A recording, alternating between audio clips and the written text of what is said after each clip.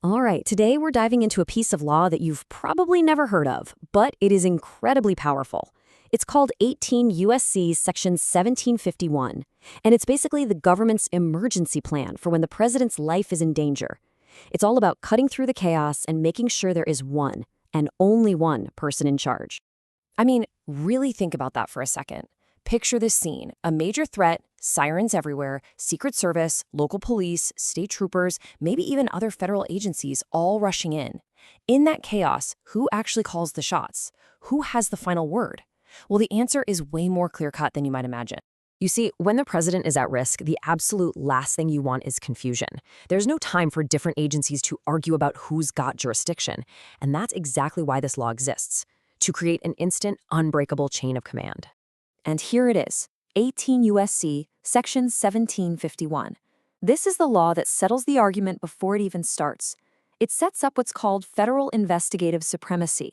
It's a fancy term, but it just means that in this one specific type of crisis, one federal agency gets to be the boss of everyone else. And in this case, that agency is the FBI. So what's the most important thing this law does right off the bat? It establishes a single leader.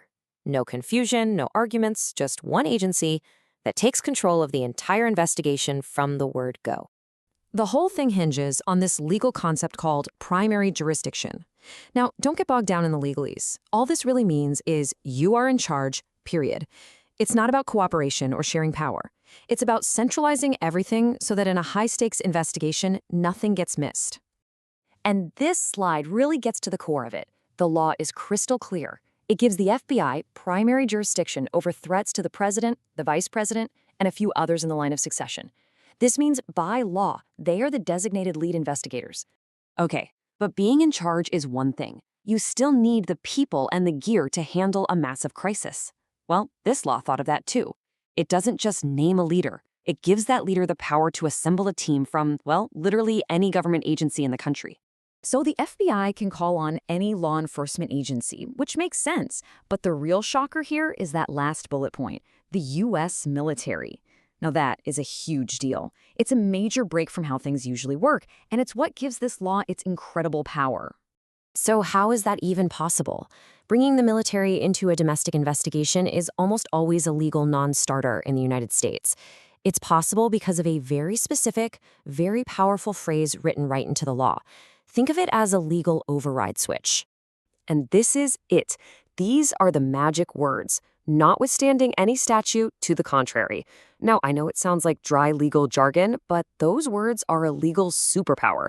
It basically says, for the purpose of this one investigation, this law beats all other laws. It gives the FBI a special key to unlock doors that are normally sealed shut.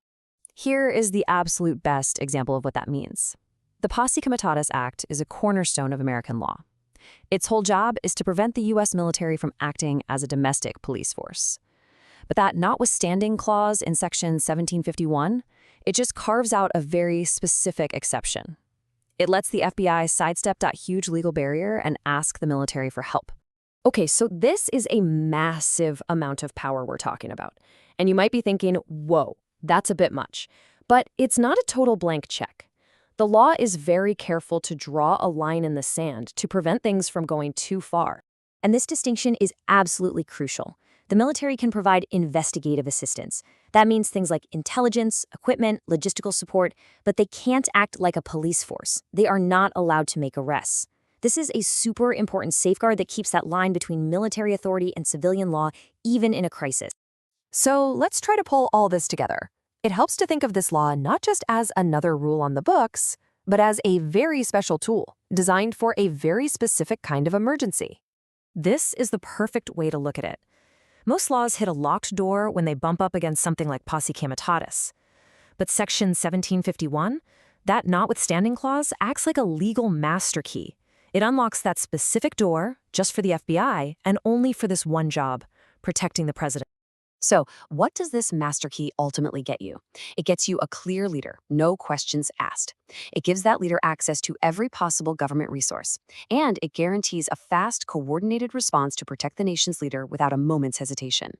So 18 U.S.C. Section 1751 is an incredibly powerful solution for an absolute worst-case scenario. But it also leaves us with a pretty fundamental question, doesn't it? How do we balance the need for this kind of intense, centralized power with the legal traditions that were specifically designed to limit that power? It's a tricky balance, and it's definitely something we're thinking about.